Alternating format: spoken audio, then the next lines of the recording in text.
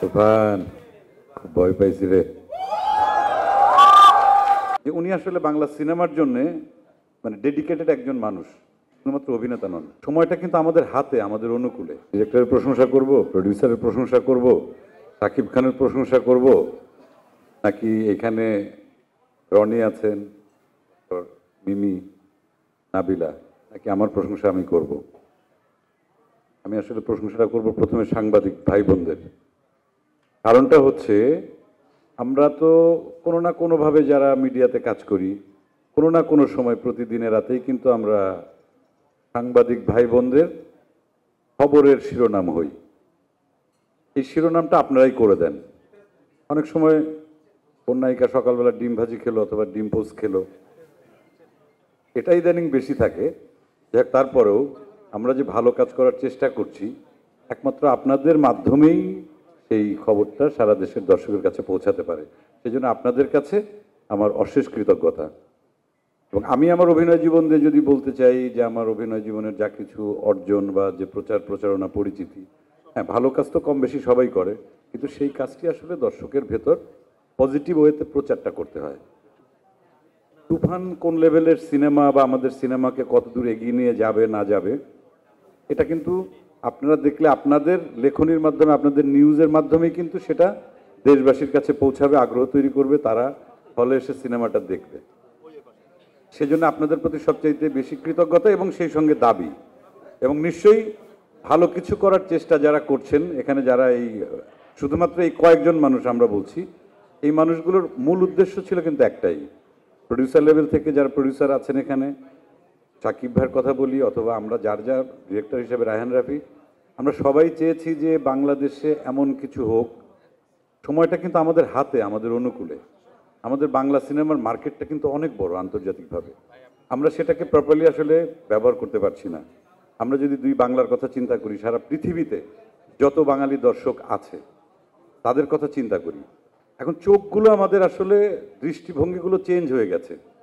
International film আমরা দেখি, দেশি বিদেশি অনেক কিছু দেখি, তা সেই মাত্রায় হয়তো আমাদের বাজেট বা আমাদের ইনফ্রাস্ট্রাকচারটা ওইভাবে হয়তো তৈরি হয়নি, কিন্তু তৈরি তো আমাদেরকেই করতে হবে।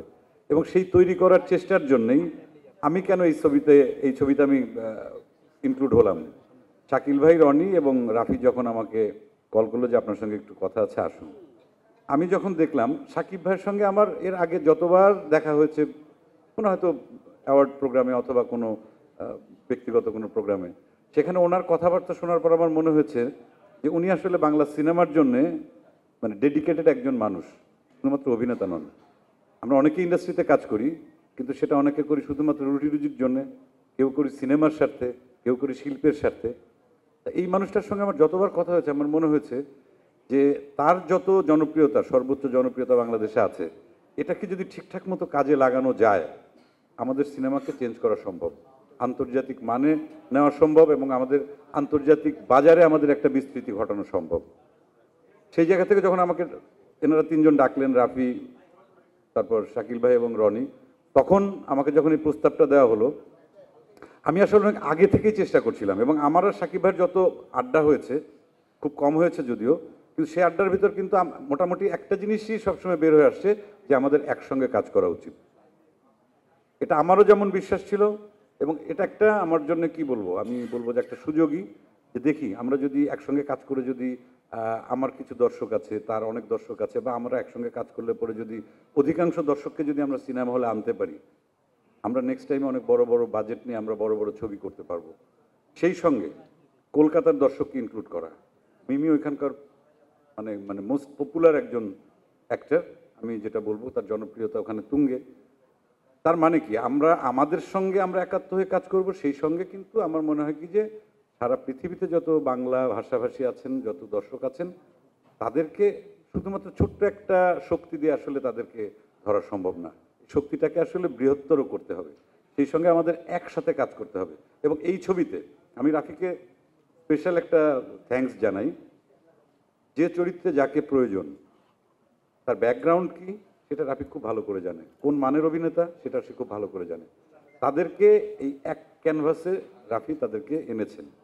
এবং আপনারা যখন দেখবেন ছবিটা, এটা আপনাদের বলতে হবে। এবং আমি আপনাদের কাছে দাবি রাখি সাংবাদিক ভাই বোনদের কাছে যে সবসময় কিন্তু ছিল ভালো কাজের পেছনে পেছন দিয়ে টান দেওয়া, পিছিয়ে নিয়ে যাওয়া।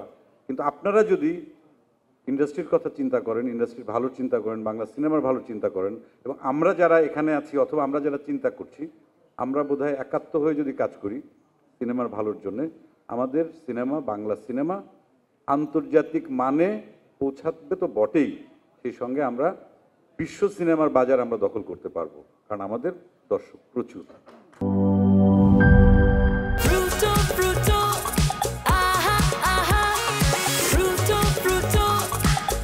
প্রাণ ফ্রুটো, সময় অসময় ফ্রুটোময়।